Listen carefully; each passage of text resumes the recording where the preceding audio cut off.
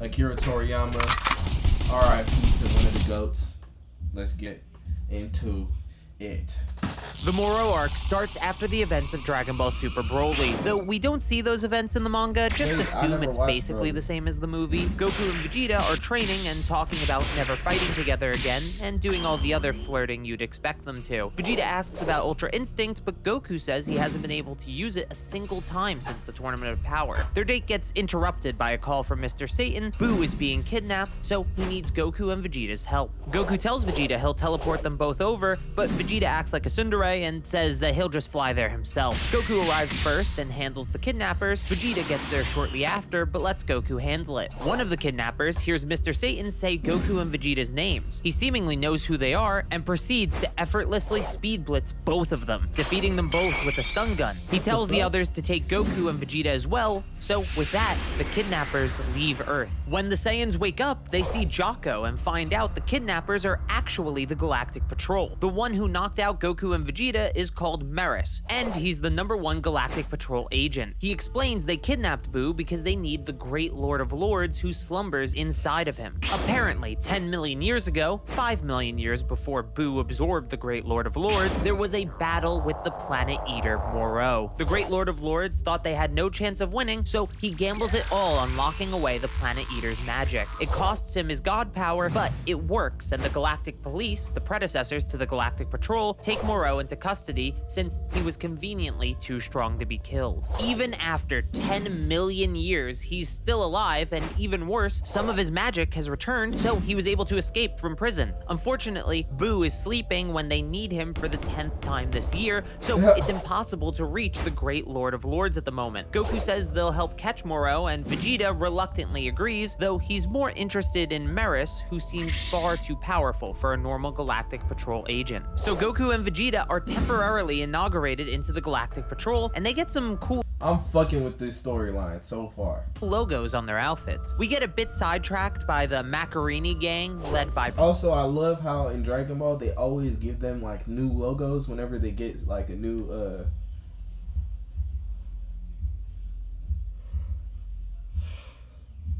He joined some new shit. Pasta, who stole a train transporting an explosive material. It somehow feels like filler in a manga. The most important thing here is that this confirms to Vegeta that Maris is just far too fast and powerful to be an ordinary Galactic Patrol officer. Once they return to the Galactic Patrol HQ, they find Moro's location. Goku begins to sense in the direction he's headed, but Moro can tell that Goku is searching for him. Even scarier, Moro's ki feels like the screams of a lot of people. Since he's a planet eater, his power is literally a mass of slaughtered souls, which is kinda edgy, but not too edgy, so it's pretty cool. On Moro's ship, he says to his ally Cranberry that they're being searched for. However, he can't scan any more than that himself, as it takes a lot out of him. Cranberry is an ex-Frieza soldier who was captured by the Galactic Patrol. He escaped with Moro and told Moro about the Namekian Dragon Balls that would allow him to regain his magic. All Cranberry asks for himself is a single wish, to which Moro agrees. Our heroes also figure out that Moro's destination is New Namek. Goku and Vegeta teleport to New Namek before Moro can touch down, and this time they even hold hands. Maris was too distracted by his shipping dreams coming true to warn them not to confront Moro. When they arrive on Namek, they warn the Namekians, so they start to run away with the Dragon Balls. After they leave, Moro's ship lands, and he exits. He tries to eat a Namekian child named Eska, but Vegeta acts quickly and saves him, talking about his troubled past with the Namekians as he does. This is actually really cool to see Vegeta's regret towards the man he used to be. So Vegeta says he wants to handle Moro himself and turns Super Saiyan. He charges in, but Moro is easily able to handle Super Saiyan Vegeta, so Vegeta turns Super Saiyan God. Now it's starting to look like Vegeta will win, but Moro still has more power to show himself, in the form of his magic. Goku mentions that they know he eats life energy, and Moro compliments them for not being entirely ignorant. Then, as Moro lifts his hands, energy begins to spew outward from New Namek. Moro explains that instead of just eating the planet's life energy, he can manipulate it into the form of attacks. Vegeta tries his best, but after finding out that this attack costs Moro no stamina, he says he can't win. He asks Moro what his goals are, and after some convincing, Moro reveals that he's after the Dragon Balls, and he wants to use them to regain his former strength. And that's all Vegeta needed to hear. He calls Moro rotten scum that's worth killing for sure. Vegeta quickly turns Super Saiyan Blue and begins to easily beat Moro. Everything is going well until Goku starts to notice something is wrong. Moro forms a huge ball with Namek's life energy. Vegeta says it's useless, but Moro doesn't use it to attack. Instead, he eats it and gains a massive power-up as a result. Vegeta thinks that Moro's power-up isn't nearly enough and tries to transform to face him again. But Vegeta can't even turn Super Saiyan. Not only can Moro absorb a planet... He's taking that nigga's... Oh, shit. This nigga basically taking spirit bombs and eating them. Unwanted though. They don't even gotta put their hands in the air. That's wicked.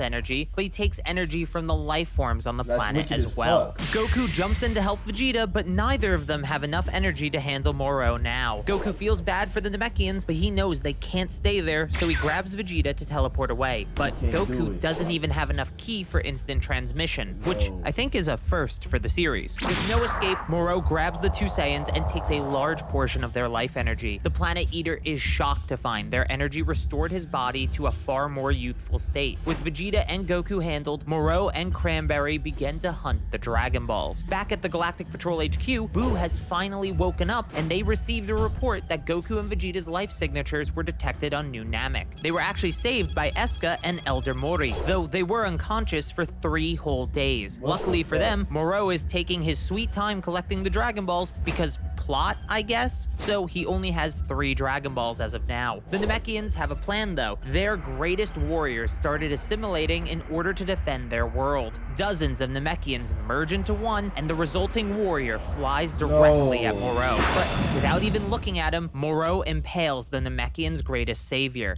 easily killing him. Vegeta realizes that Moro is using the villages to find the Dragon Balls, but right as he figures that out, Moro learns to sense the Dragon Balls directly, because plot.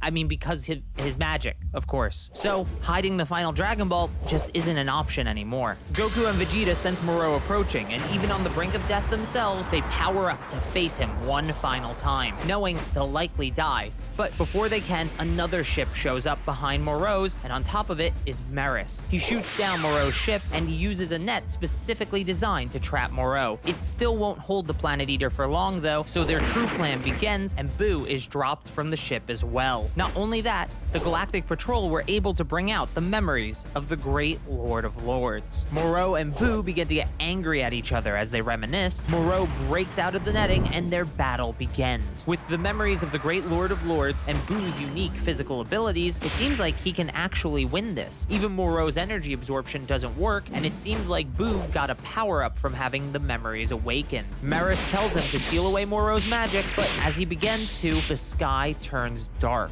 Cranberry has collected the final Dragon Ball. Before Goku and Vegeta can intervene, Cranberry wishes back Moro's full magical abilities. After getting his power back, he flies towards Purunga.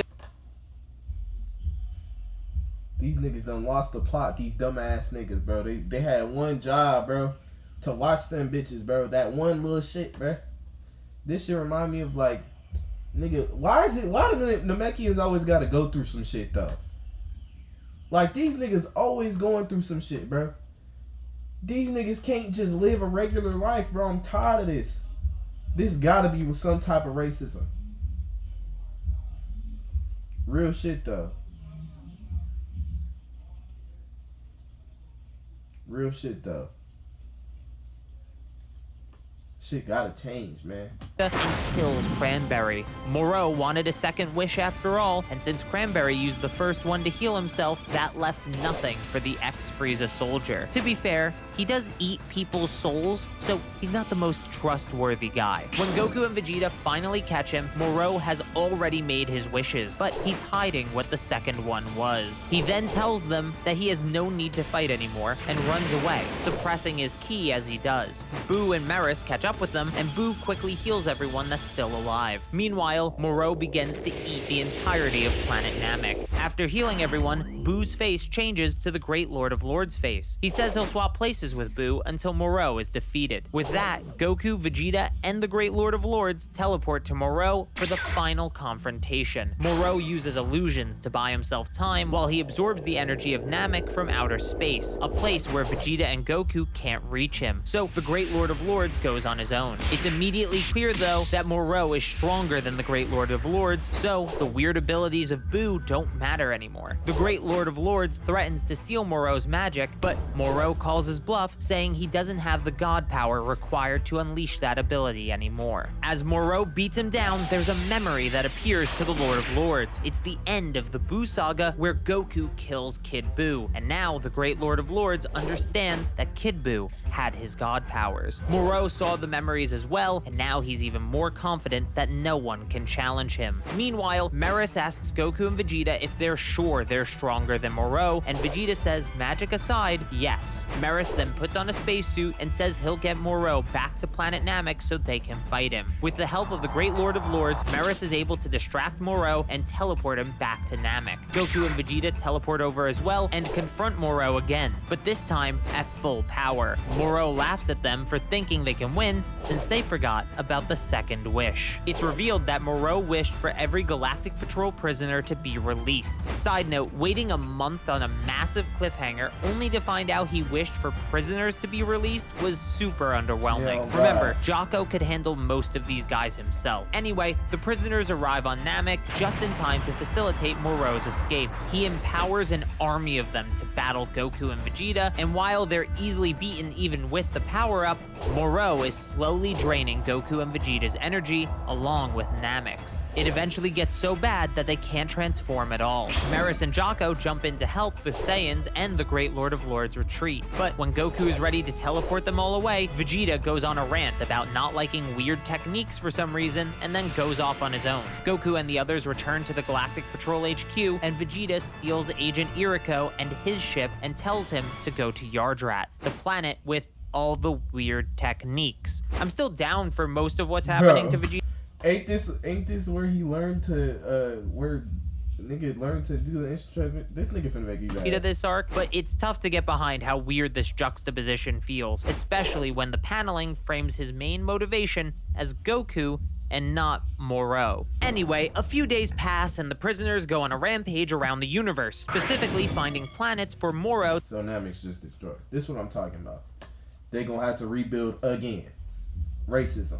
To consume. Goku and Meris are concerned at how Moro is growing even more powerful, and Meris says their odds of victory are now virtually zero. Goku asks even if Meris was fighting seriously. Goku throws a serious punch at Meris, and he dodges it easily, which seems to prove Goku's theory. Goku asks to spar with Meris, and Meris agrees. They go into a training room and face off. Goku seemingly can't land a hit even after turning Super Saiyan 3, so before they destroy the training room, Goku asks Meris to train him. Meris agrees and says he knows just the place. Meanwhile, the Macarini gang are doing their own thing while pretending to work for Moro. They even remember Jocko talking about Earth before they got captured, so Earth is now a target for the forces of Moro. See? The train section was important after all. At the same time, Vegeta has finally arrived on Yardrat. He's greeted by the Yardratians, which is what they're called in the manga, but I'm just gonna call them Yardrats because that's easier to say, who come in two types. This is done to canonize both the anime design and the Toriyama design for their race, since they were never seen in the original manga. Pretty smart, actually. They apparently heard about Vegeta from Goku in the past, and most strangely, they say Goku defeated the Ginyu Force on their planet. I guess that means there were more Ginyus than the main 5 we saw on Namek. Vegeta then meets Elder Paibara, the Yardrat that taught Goku instant transmission, and will be the one to teach Vegeta what they call spirit control, a way to use your ki in order to use techniques like these.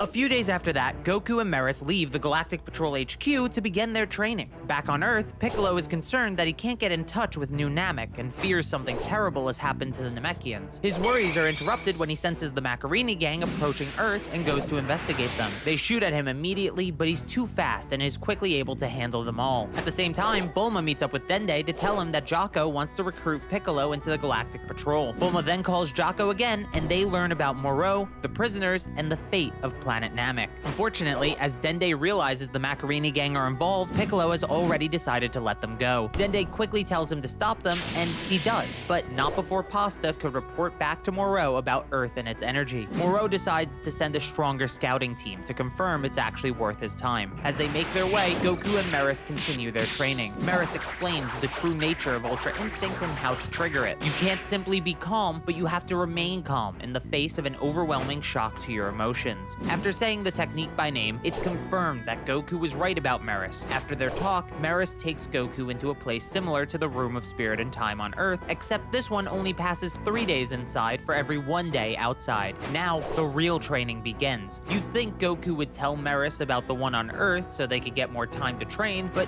it's not even brought up as an option, so moving on, I guess. Back on Send me the plot holes in this shit. That's why I be getting mad with Dragon Ball. They be playing and shit. I ain't lie though. I'm really locked in. This is a great little like arc shit. Like I ain't no cap. Like this shit is tough. I haven't like the last time I was watching some or reading really was when I was reading One Piece. So it's a little different. This shit tough. Earth, they tried to gather all of Earth's greatest warriors, but only Krillin was available. They'll have to make do, since 3 stronger prisoners made their way to Earth through a portal that was made by an android. Krillin, nigga? Krillin? Ain't this the same nigga that just got blew up by Frieza, nigga? Goku! Where Gohan at, bro? I don't like how they try to write out my nigga Goten, basically. Like, Goten would have been more powerful than this nigga damn near.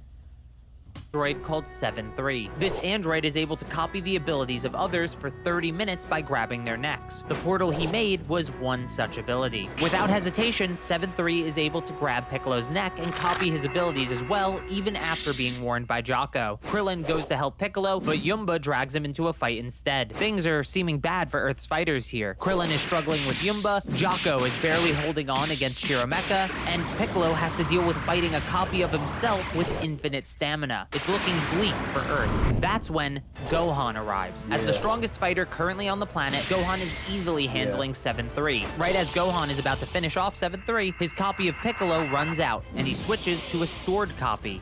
This one is Moro. With the ability to absorb energy, he only targets the 4 fighters in front of him, and now they have no chance of winning. As they begin to reach the brink of death, Piccolo tells the prisoners that even if they fall today, Goku and Vegeta will come back to Earth and finish them off. This intrigues Moro, since the idea of Goku and Vegeta returning to Earth stronger than ever could lead to the greatest meal in the universe. So he has 7-3 and the others retreat for now. They say they'll return to Earth in 20 Earth days, but Jocko is able to buy them more time. They have 2 months in total until Moro and the prisoners return to Earth. Meris is informed of the 2 months that they have, meaning they only have 6 months to train in the time chamber, so they get back to it immediately. However, they're being watched by Whis, who's visiting the Grand Priest. The Grand Priest explains that Meris is an angel in training. He was dispatched to Universe 7 in order for him to broaden his perspective. Angel law prohibits angels from acting in a biased manner, hence why they aren't allowed to truly fight and only train. Whis vouches for Meris, saying he hasn't broken any angel laws yet, and that he'll keep an eye on his younger brother. The Grand Priest agrees and wishes Whis luck, as he doesn't want to lose an angel. On Yardrat, Vegeta and Iriko have no contact with the Galactic Patrol, so they know nothing about what's happened on Earth. So Vegeta just continues his training without knowing the time limit Earth has. He's already managed to learn basic spirit control, so now it's time to learn the abilities of Yardrat. Paibara is about to teach him instant transmission, which is considered a basic technique, but then some of Moro's forces land on Yardrat.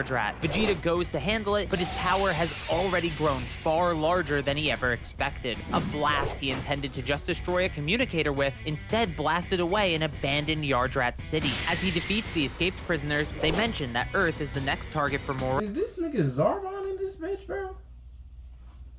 Oh shit, let me just turn up the mic, cause I don't even feel like getting closer. But why the fuck is Zarbon back now, bro? This ugly ass nigga, bro.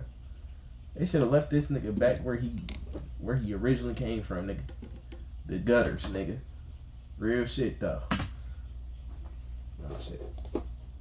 Moro, though they don't tell him about the 2-month wait. Thankfully, Vegeta can sense Earth from Yardrat and knows that Moro isn't there yet, so he has time to continue his training. However, he has to kick it into high gear, skipping the basics and going straight for the technique that can beat Moro. Moro can sense how powerful Vegeta has become and gets excited. He tells Sagambo that he'll have to reach the outer limits of his power before going to Earth, if he even has such limits. That's called foreshadowing. So, Moro consumes planets while Goku and Vegeta continue their training until 2 months finally pass. Meris and Goku are going to have a final spar, and Meris is about to go all out. But before they can begin, Whis stops them. Whis explains that clashing at full power is considered a battle, so that would have broken Angel Law even if he called it training. Meris apologizes, but Whis is even more annoyed by the fact that Meris intended to do battle against Moro alongside Goku. Now that Goku knows Meris is an angel, everything makes sense. He asks Whis what happens if an angel breaks the laws, and Whis says they are erased from existence without a trace. It's the only way an angel can die. Weirdly, this implies that even Zeno can't remove them from existence, unless that's just a given. Something to note for the future, I guess. So Whis takes Meris back to Beerus's planet and yeah, I was wondering why this little nigga was overly strong like this. I ain't gonna lie. leaves it to Goku to finish the fight. The only issue is they leave Goku behind, so he has to figure out how to get back to Earth on his own. On Earth, the entire Galactic Patrol has arrived to fight the invading forces, as well as all the greatest fighters on Earth, minus Goten, Trunks, and the androids. Finna crash out, bro. Finna crash out, bro. Keep giving this to my nigga Goten, bro. I love Trunks too, but Goten really been like my nigga since like the OG days, you know what I'm saying? But why the fuck do they keep doing this, bro? Prisoners begin to spread across the planet, so everyone splits up to handle them. The main battle for now is Piccolo and Gohan versus 7-3. But before they even know they're fighting him, he uses the copied abilities of an invisible race to sneak up behind and grab their necks. Things may seem bad, but Gohan and Piccolo prepared for his copy ability, and since he can only use one copy ability at a time, they are able to outperform him with combination attacks. Pushed to the brink of death, 7-3 changes to Moro's abilities again, but when he tries to absorb the key of the two in front of him, nothing happens. Android 17 and 18 are here actually, and they don't have key, so they're the perfect. Yeah. I ain't gonna lie. These is literally the bro. These is the niggas, bro. If they had called upon Android 17 from the beginning, all of this shit would have been avoided. That's literally that's my twin for real. This is really one of my favorite characters. Him, Piccolo, Goten. Opponents for 7-3 with this copy ability. It seems like the battle is going in Earth's favor, but then Moro and Sagambo make their way down as well. The human fighters have handled their initial foes, but soon they're overwhelmed by stronger enemies. As Moro and Sagambo touch down on Earth, Piccolo knows immediately that he's on a different level than the others. Before Moro can fight, Sagambo offers to do it himself, and Moro agrees, even granting the prisoner more of his power. With this much energy, everything went from great to hopeless on every front. Even with Gohan, Piccolo, and the androids fighting together, Sagambo is just way too powerful. Now, nowhere on Earth is doing well. As things start to look desperate, Goku starts getting close enough to Earth to sense what's going on, but they're still too far to teleport to, until Krillin gambles it all and raises his ki as high as it can go in the hopes of Goku finding it. It works, and Goku teleports to Krillin. When your Krillin Mickey ass, bro. And there's nothing. Krillin Mickey ass always gonna do some shit to get Goku there, his savior, nigga. With Goku finding it, it works, and Goku teleports to Krillin just in time. With Goku now on Earth, he quickly goes around saving the other human fighters, then teleports to the main battlefield where he can easily handle Sagambo. Goku is actually moving so fast only Jocko and Moro can see him, a true testament to how much stronger he's gotten. Moro and Goku have a little bromance until Sagambo gets back up and interrupts, so Goku puts him down again, but he just keeps getting back up. It turns out that Moro has given him more power and continues to give him even more power on top of that, but Sagambo's body can't handle it. After a few more power boosts, Sagambo drops dead, leaving only Moro for Goku to face. Goku gets angry at how Moro treated Sagambo, but he tells Moro he's ready to show the power he's gained from his training. In an instant, the rage leaves his face as he closes his eyes and returns to base form. When he opens his eyes, he's in Ultra Instinct Sign, the precursor to the tech. Oh shit. Oh shit. Yeah, my nigga Why they gonna go down right now? Of the gods. Goku and Moro begin to clash, and it seems that Goku has the upper hand. Moro's magic proves a little tricky, but it's nothing that Goku can't handle. Gohan tells his father to go all out, not worrying about damaging the Earth since they can fix it with the Dragon Balls. The same thing Goku said to Gohan in the Cell Saga. I'm sure this is the only Cell Saga reference. As the fight goes on, it becomes more even the more magic Moro uses, but Moro still hasn't tried absorbing Goku's ki. When he finally does try to get a lock on Goku to steal energy from him, Goku begins to move at top speed to avoid it. With Moro's main ability nullified, it seems like Goku can actually win the fight. Back on Beerus's planet, Whis and Meris are observing the battle. Whis praises Meris's training and asks if they'll see Goku's silver-haired form as well, but Meris says no. Back on Earth, Moro snickers and tells Goku energy absorption isn't his win condition. He's been holding back his power until this very moment. Once Moro powers up, he's easily able to grab Goku and drain his ki. Moro even noticed that Goku can't maintain the form for extended battles. With Goku back in his base, it seems hopeless, but thankfully Goku still has more power left, and what Moro said made him even more confident he can win this fight if he attacks with everything he has. Now with both of them at full power, they're back to a virtually even fight. Meris and Whis aren't sure if Goku's strategy is the best, but Moro is stronger than Goku and Meris predicted, so he doesn't have a choice but to gamble it all on this. Back on Yardrat, Vegeta has finally mastered the technique he needs to beat Moro. He asks Paibara to be teleported to Earth, but Yardrats are forbidden from teleporting off their planet, and even if they could, they can't teleport somewhere they've never been before. This is weird because Goku never met anyone on New Namek, nor has he been there before, but I guess the explanation of looking for key signatures like Piccolo's is good enough? I don't know. This tension is pretty forced. Anyway, even if these arbitrary rules weren't in place, Paibara can't sense Goku because he's using God Ki. So Vegeta just asks to be taught instant transmission since he needs to get to Earth as soon as I knew you was gonna pull this shit, bruh. I'm bad as hell. This nigga, I'm geeked up though. I ain't gonna lie. This shit tough. possible. Goku tries to use as much power as he can, but relying on power alone only hinders Ultra Instinct, so he loses the fight and is knocked out of Ultra Instinct Sign. The androids step in to help since their energy can't be absorbed, which allows Goku to survive. On Yardrat, Vegeta desperately tries to lock onto Goku's ki, but he can't do it. Paibara senses that Goku's ki has returned and offers to break their rules for this emergency, but Vegeta says he can do it. So he tries again, and after locking onto Goku's ki, he teleports off Yardrat and arrives on Earth. Android 17 and 18 are doing their best, but they aren't strong enough to beat Moro. Vegeta appears on the battlefield right after. Goku is shocked to see him use instant transmission, but he assures Goku that he probably can never use it again. Vegeta then has the androids back off and steps in to fight Moro himself. Vegeta transforms into Super Saiyan Blue Evolution. Yes, it's in the manga. It happened in the Tournament of Power, just like the anime, and charges in. Even after talking big, Vegeta's first attack barely phases Moro. It seems like he was just hyping himself up with nothing to support it. Everyone thinks Vegeta is... No, bro, this how they always love to do it. They like to hold my nigga Vegeta and come out with some new shit, and they're like, oh, check my nigga. You know what I'm saying? Oh, check my yeah, so it's just gonna be that. Going crazy since he clearly can't win, but don't worry, Piccolo assures everyone that Vegeta has never been one to misread an opponent's strength. This may be the last ad you... Yeah, we not gonna do that, Piccolo. Like, this nigga ain't let, who he let transform that one time? Was it Cell? That's just too funny. Anyways, as Vegeta continues to fight, it becomes clear that And he got his ass whooped by Frieza, too. Moro is being worn down, and Vegeta is starting to deal damage. Goku is the first to realize it, and he knows what technique Vegeta is using. It's Forced Spirit Fission. Vegeta tells Moro he's liberated all the souls he's devoured. It's like Moro's planet-eating power or a spirit bomb in reverse. Goku explains to the others that Forced Spirit Fission tears things apart that were combined through fusion or absorption. Vegeta even says he could separate Piccolo, Nail, and Kami if he wanted to. This is cool, but it causes a tiny and annoying issue as well. If Goku knew about this technique since he was on You know, Goku's just not that smart though sometimes. But he is a smart fighter, so he should have used that.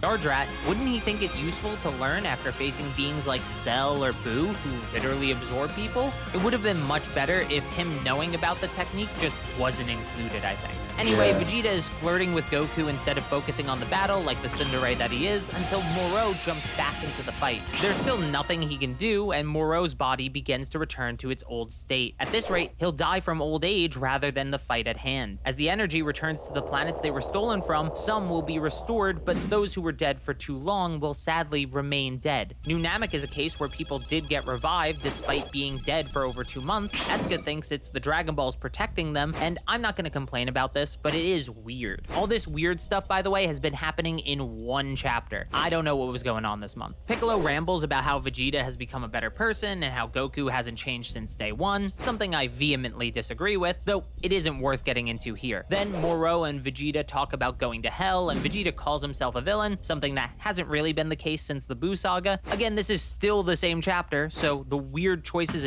Majin Buu was that nigga too. in dialogue and lore are just continuing. After that passes, Moro uses his magic to escape, and he fries Shirameka and devours 7-3. This causes Moro to transform and become even stronger than he was before, since 7-3 had a backup of Moro saved within him, power and all. That's right, Moro has achieved some sort of perfection, you could say, by absorbing an android. That sounds vaguely familiar. With this new strength, Moro is easily able to handle Vegeta, and now there's no one that can oppose him. Vegeta gets back up and tries to use Force Spirit Fission again, but Moro has seen through the technique, realizing that Vegeta needs to inflict damage in order for it to work, so he just has to avoid his attacks. Gohan says it's fine since 7-3's copy ability only lasts 30 minutes, so they can stall him out, but Moro tells them that 7-3's copy is simply returning to the original, so no such time limit should exist. A similar thing happened with Merge Zamasu in the Dragon Ball Super manga, so this makes sense. Then Moro even grabs Vegeta's neck and copies his abilities as well. He uses a Big Bang attack to finish the Saiyan Prince, and Piccolo even notes that with Force Spirit Fission, Moro can even nullify fusion. With no one left to fight, Dende makes the courageous decision as Earth's god to go down and help them by healing everyone. Krillin has a bag of Senzu and is trying his best to make it back to them as well. As those two make their way over, the main battle hasn't stopped. Gohan and Piccolo make an opening for Goku to use an instant transmission Kamehameha, and if that wasn't enough of a reference, Moro just regenerates from it like Cell does. Then he stabs his newly created arm through Goku's chest. Also, Moro makes up some bullshit about having 7-3's old copy abilities forever. Why? Who knows? It literally doesn't make sense. He could have just grabbed Piccolo's neck again to regenerate. Then he uses Piccolo's telepathy so he can listen in on Dende, who's telling Piccolo he's coming to heal them. Because of that, Moro creates a barrier around the battlefield so Krillin and Dende are now locked out. One by one, Moro starts to finish everyone off until only Jocko is left. Dende watches from outside the barrier in horror until it opens in front of him and an angel tells him it isn't over yet. Then we see Meris save Jocko at the last second, imbuing a blaster shot with his own energy. Before Moro can see what happened, all the injured fighters were moved somewhere else so they could be healed by Dende. Meris then begins to battle Moro, and the Planet Eater notes that Meris has no detectable energy, even though he did before. Meris is actually using his God Ki, and because of it, he's actually doing well. Meanwhile, Whis and Beerus are over with Dende and the others. They were the ones who got them away from Moro, but with that done, Beerus says they're going to Bulma's place for some food. Dende begins to heal everyone, starting with Goku.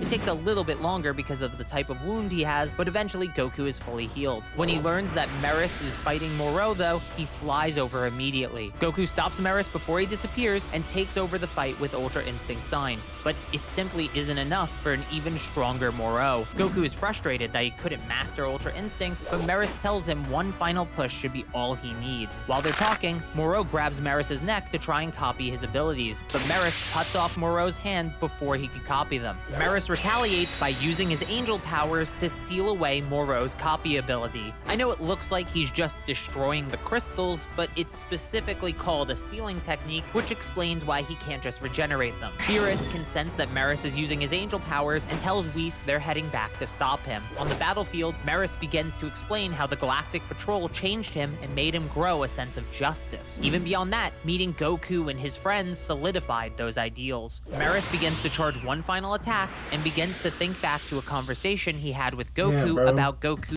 This nigga gonna sacrifice himself, bro?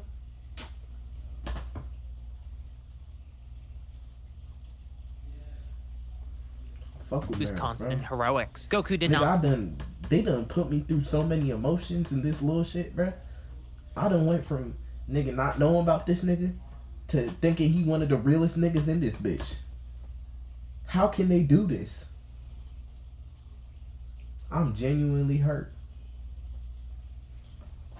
Any heroism and talks as if it's all selfish desire that just happens to work out in the end. Again, I disagree with this being in the original manga, as he often did things for others first, then himself if it works out that way, but that's a video for a different day. Moro tries to stop Maris with a large energy ball, but Maris flies straight through it and seals away the final crystal. With that attack, Maris gives Goku parting words of encouragement and asks him to protect the universe he's come to love. A menacing aura engulfs Goku as rage begins to boil within him. His emotions begin to swell as he talks about how Maris fought for the sake of the entire universe, but with a deep breath, he calms himself down. He asks Jocko why he joined the Galactic Patrol, and Jocko tells him to preserve peace in the galaxy. And the outfits were cool. Goku is happy that his main reason is the same as Maris, and he says that since he's in the Galactic Patrol as well, protecting the universe is his job too. Moro gets back up, and Goku tells him he'll carry out Maris's will and beat him. Then, his power begins to flare up. A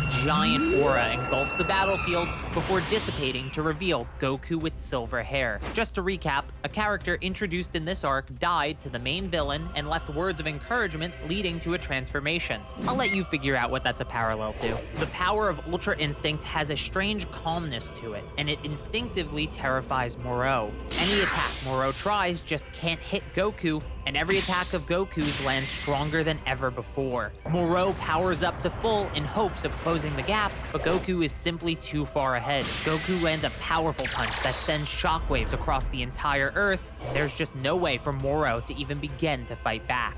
As Moro is on the brink of death, he begs for his life, and Goku asks Jocko if Moro was sentenced to death, and after hearing that he was, he resigns from the Galactic Patrol in favor of fighting him like an Earthling. Krillin finally makes it to the battlefield, and Goku, in one of my least favorite scenes, takes the Senzu from him, giving one to Moro in This nigga always doing some bullshit like this, bro. This why I get mad with these niggas, bro. It's always some shit like this. Nigga, if it's me, he's dead. exchange for him returning to prison. The context Nigga, here— he just took your best friend out the game, nigga, for an arc. Not your best friend, but your best friend from the arc, nigga. And you just gonna let that slide just cause you wanna fight a nigga, bro? This be the problem with these saying niggas, bro. is different, but if you want to say this is a Cell Saga parallel, I wouldn't blame you. So Moro agrees to Goku's conditions, but after eating his Senzu, he betrays Goku as he obviously would, and that terrible moment is made up for by Goku's Ultra Instinct hardening his body automatically to protect him from Moro's attack, immediately breaking the Planet Eater's hand, which is literally the most badass thing. After breaking his hand on Goku's body, they begin to talk, and Goku is disappointed Moro will never be able to change. He knows he has to kill him now after they're done talking.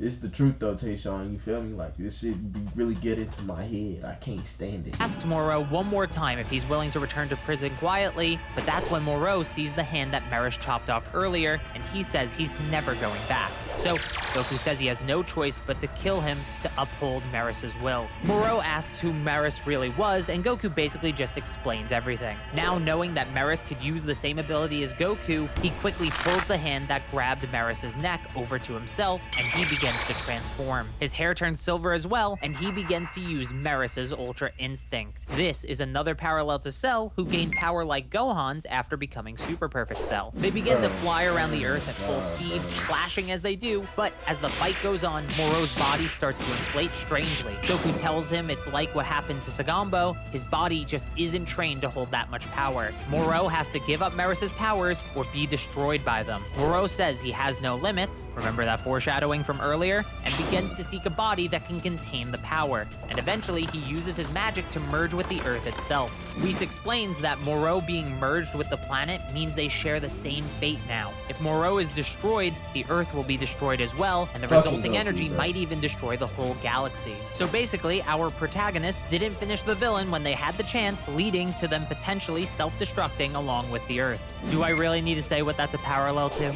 Moro then begins to absorb energy from everyone touching the planet, and that energy swell within him will be a problem if this isn't handled quickly. Beerus decides he'll help Goku finish the fight, but right as he's about to, Whis gets a summon from the Grand Priest, likely to do with Meris. Before they leave, Whis tells Goku the way to beat Moro and save the Earth is to destroy the crystal on his head. If done properly, it'll release Meris's copied abilities. With that, Beerus and Whis leave, but Moro begins to hide the crystal in his expanding body. That's when Vegeta flies in and begins to punch the Earth to use Force Spirit Vision. As the power leaves Moro, the crystal reappears and Goku flies in to finish the fight. However, Moro manages to stop Goku before he reaches the crystal, and he sucks the power out of Goku, forcing him back to base form. Piccolo asks Vegeta if he can use Force Spirit Vision in reverse, and he says it's possible. So they donate their ki to Goku, as do everyone on the lookout, and even Goten and Trunks. But it isn't enough. Goku can only return to Super Saiyan Blue with that much power. Now it seems truly hopeless. They begin to discuss other options, but Moro has gone insane and will likely blow up on his own even if they do nothing. That's when a massive amount of divine power makes its way towards the battlefield, more than enough for Goku to finish the fight. Jocko had gotten the Great Lord of Lords, but that isn't whose ki this is. The Great Lord of Lords found Oob and had him donate the divine energy that reincarnated from Kid Buu. Vegeta gives Goku the divine power, and Oob is back. The only real ass black nigga in Dragon Ball, bro. Y'all don't understand. That was my nigga, and he lasted for 3 days. What?